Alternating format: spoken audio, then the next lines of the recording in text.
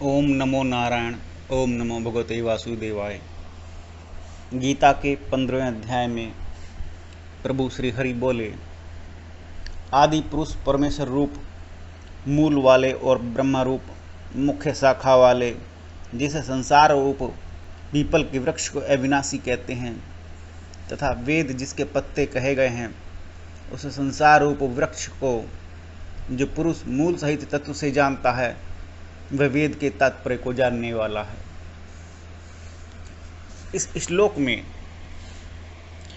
एक पंक्ति आती है, जिसे संसार रूप पीपल के वृक्ष को अविनाशी कहते हैं। पीपल का वृक्ष अविनाशी नहीं है, लेकिन संसार अविनाशी है। आप हों या ना हों, संसार चलता रहेगा। जब आप थे और जब आप नहीं रहेंगे, और जब आप नहीं थे तब भी संसार विद्यमान था। ये अविनाशी है, एक क्रम है। लेकिन अविनाशी किसको कहते हैं? मूल तत्व है अविनाशी तत्व को जानना। यहाँ मुझे एक नारद जी की कहानी याद आती है। नारद जी कहते हैं, एक समय भ्रमण लोक पर, जब मृत्युलोक में भ्रमण कर रहे थे, उन्होंने एक पुरुष को परेशान देखा और उसे उसकी इच्छा चाहिए कि क्या चाहता है। उसने उत्तर दिया कि मैं पृथ्वी से ऊब चुका हूँ और संसार जगत में समस्त प्रकार से परेशान हूँ, लेकिन फिर भी मेरी इच्छा है कि मैं स्वर्गलोक पहुँचूँ। ये मेरी इच्छा है। तब नारद जी ने कहा, चलो मेरे साथ। और नारद जी उसको अपने साथ लेकर के चल दिए। जहाँ नारद जी पहुँचे वहाँ एक बड़ा सुंदर सा गेट था बादलों के बीच में, लेकिन उससे पहले नारद जी ने उसको गेट के बाहर बैठा दिया। वहाँ एक वृक्ष था, उस वृक्ष के नीचे बैठा दिया और कहा, मैं थोड़ी देर में आता हूँ तुम्हारी स्वर्गलोक में एंट्री की परमिशन लेकर के। इतना वो वहाँ बैठा, वृक्ष के नीचे वो व्यक्ति, उसके मन में ख्याल आया, उसको भूख लगी थी कि नाना प्रकार के अगर व्यंजन होते, फल होते, तो मैं भोजन कर लेता। क्षण मात्र में उसके सामने, उसके सोचते ही वहाँ भोजन उपलब्ध हो गया। उसको बड़ा अच्छा लगा। भूखा था, उसने कुछ सोचा नहीं, भरपेट भोजन किया। फिर पैर फैलाए, थोड़ा अंगड़ाई ली और लेट गया। फिर मन में ख्याल आया, अगर यहाँ नाच गाना होता तो कितना अच्छा लगता। स्वर्ग की अप्सराएं अगर यहाँ होती और मैं इंद्र की तरह से देख रहा होता उन नृत्यों को जो इंद्र देखता है। क्षण मात्र में वहाँ अप्सराएं प्रस्तुत हो गई, नाच गान नृत्य चलने लगा। वो बड़ा प्रसन्न और आनंद हुआ। उसके बाद उसके मन में ख्याल आया कि अगर मेरी पत्नी यहाँ होती तो आज भी मेरे पीछे वो झाड़ू लिए घूम रही होती और मैं आगे आगे चलता। बस उसका सोचना था, और वो नृत्य तो वहाँ से गायब हुआ और उसकी पत्नी झाड़ू समेत प्रकट हो गई।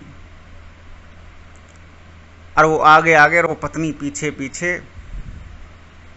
यही क्रम चला क्षण मात्र के लिए। तभी नारद जी वहाँ आ गए। उन्होंने कहा, मूर्खों रुको, ये क्या हो रहा है? तो उसने नारद जी को अपनी व्यथा सुनाई कि मेरे साथ ऐसी घटना हो रही है कि जो कुछ सोचता हूँ वो होता जाता है। ऐसे ऐसे सोचा, ऐसे ऐसे प्राप्त होता गया। लास्ट में ये सोचा कि पत्नी ऐसी आएगी झाड़ू लेकर के, वैसी आ गई। बड़े कष्ट में हूँ, मेरी रक्षा कीजिए। नारद जी ने कहा, मूर्ख, जिस वृक्ष के नीचे तू बैठा था वो कल्पतरु है। यहाँ कल्पनाएं करने से वो साकार हो जाती हैं। अगर तू स्वर्ग की लोक की कामना यहाँ बैठ करके करता तो जो स्वर्गलोक प्राप्त हो जाता, लेकिन तैने अपने मनोदशा के अनुसार पाप कर्मों के कर्म और संस्कार के अनुसार जो तुझे प्राप्त हुआ वो यही प्राप्त हुआ, तुझे स्वर्ग प्राप्त नहीं होगा। और इतना कह करके नारद जी अंतर्ध्यान हो गए। तो गीता में जो पंक्ति कही गई है, जिस संसार रूप पीपल की वृक्ष को अविनाशी कहते हैं, ये संसार एक कल्पतरु है। यहाँ आप जैसी कल्पनाएं करेंगे वैसी साकार होती जाएंगी।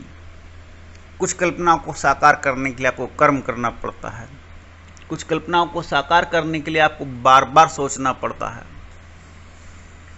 उनके लिए संकल्प भी लेने पड़ते हैं। और कई बार कुछ कल्पनाएं आपकी ऐसी होती हैं जो क्षण मात्र में पूरी होती हैं। अरे मैं आपको याद कर रहा था, आप आ गए, कितनी लंबी उम्र है आपकी। ऐसा भी होता है, ऐसा भी बहुत बार होता है। तो संसार एक अविनाशी कल्प वृक्ष है, जिसको संसार रूप पीपल के वृक्ष को अविनाशी कहते हैं। ये उसकी मूल व्याख्या है। अर्थात परमेश्वर को जानने से पहले आप अपने आप को जानो, अपने अंतस में उतरो, अपने आत्म तत्व को, अपने आत्मचिंतन को जानो कि तुम क्या हो। यदि तुम्हारे गहरे मूल में, दृढ़ में, आपके जड़ में, आपके चेतन में, आपके अंतस में परमात्मा की कल्पना नहीं है, तो आप उस परम पुरुष परमेश्वर को कदापि नहीं जान सकते और न ही उसको प्राप्त कर सकते हैं। इसलिए कहा, जो उस संसार रूप वृक्ष को, जो पुरुष मूल सहित तत्व से जानता है, जो संसार को जान गया कि जहाँ इच्छाएं सदैव जवान रहती हैं, इच्छा कभी मृत्यु नहीं होती, प्राप्त नहीं होती, इच्छा की कभी मृत्यु नहीं होती, इच्छा हमेशा जवान रहती है और यहाँ संसार में फला सकती है, एक के बाद एक इच्छा उत्पन्न होती जाती है। जो संसार तत्व को मूल सहित तत्व से जानता है वह वेद के तात्पर्य को जानने वाला है। अर्थात वेद ही परम ब्रह्म है, परम ईश्वर है, परम परमेश्वर है। वही वेद को जान सकता है जिसने संसार को जान लिया। इस बात को हम ऐसे भी कह सकते हैं, एक वृक्ष जैसे जितना आप ऊपर देखते हैं, पृथ्वी के ऊपर आसमान की ओर बढ़ा हुआ आगे, उससे कहीं ज़्यादा गहरे वो अपनी जड़ों से जमीन के अंदर जुड़ा होता है, वहाँ से रस सींचता है।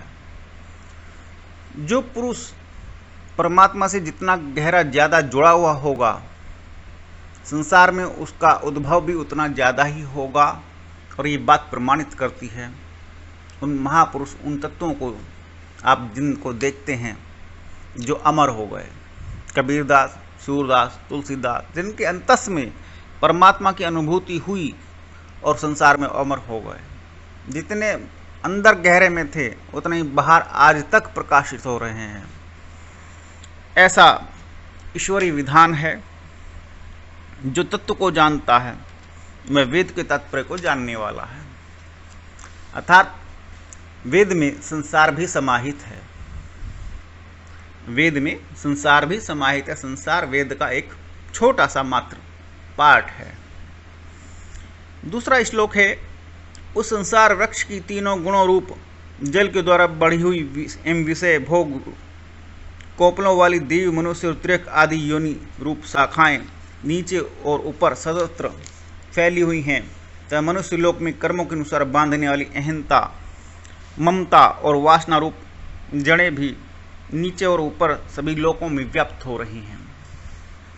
जो कुछ आप संसार में देखते हैं, पशु पक्षी, भिन्न भिन्न प्रकार के कीट, मनुष्य, उसमें स्त्री पुरुष, उसमें भी वर्ण विभाग भेद, ब्राह्मण क्षत्रिय वैश्य शूद्र, अनेक प्रकार के, उसमें भी तीन गुण, क्योंकि समस्त प्रकृति तीन गुणों में बटी हुई है, सत रज तम, वात पित्त कफ।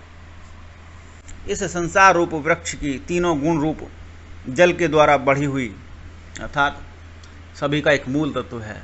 जितना मैंने गिनाए, रस सभी में विद्यमान है, अथवा जो भोजन आप करते हैं उसका रस बनता है, वो तीन गुणों में विभक्त होती है। और उनसे इस पृथ्वी की जो भी सत्ता आप देखते हैं, पशु पक्षी मृग खग कीट मनुष्य आदि प्रकार, वृक्ष, सभी प्रकार की ये सभी गुणों में बंधी हुई है, प्रकृति गुणों में बंधी हुई है। और इस गीता में एक शब्द आता है गुणातीत, जो गुणों से परे है, जो गुणों से परे है वही ईश्वर है, जिसको अनुभूत नहीं किया जा सकता और अनुभूत होकर के भी अनुभूत है, जो महसूस हुआ लेकिन आप उसको व्याख्यात नहीं कर सकते, आपके पास उसके लिए शब्द नहीं है, जो गुणातीत है, गुणों से परे है। गुणों की तो आप व्याख्या कर लेते हैं, ये ठंडा है, ये गर्म है, ये खट्टा है, ये मीठा है, इस तरह से आप गुणों की व्याख्या कर लेते हैं।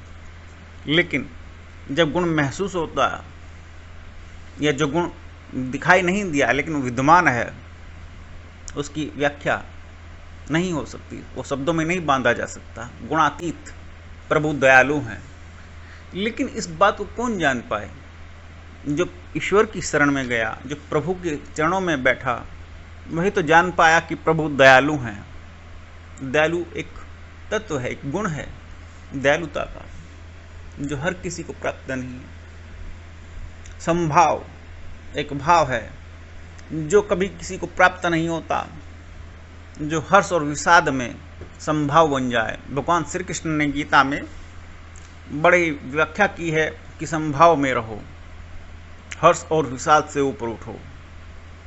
लेकिन खुद प्रभु संभाव में नहीं रह पाते। जब कोई उनको दीन आवाज से पुकारता है, प्रभु आप मेरी रक्षा कीजिए, त्राही माम त्राही माम त्राही माम, प्रभु तुरंत भगे चले आते हैं अपने भक्त के लिए। ऐसी हजारों कहानियां भरी पड़ी हैं। तो गीता के 15 अध्याय के 2 श्लोकों में संसार को और अपने आप को जानने की शुरू के 2 केवल श्लोकों में बात कही गई है कि आप अपने आप को जानो, अपना आत्मचिंतन करो और संसार से क्या चाहते हो वैसी ही कल्पना करो। और सबसे पहले दूसरे तीसरे अध्याय में यही बतलाया गया, जो जितना ज़्यादा एकाग्र चित्त है वह उतने ही ज़्यादा फलों को इस संसार से प्राप्त कर लेता है। ओम नमो नारायण, ओम नमो भगवते वासुदेवाय।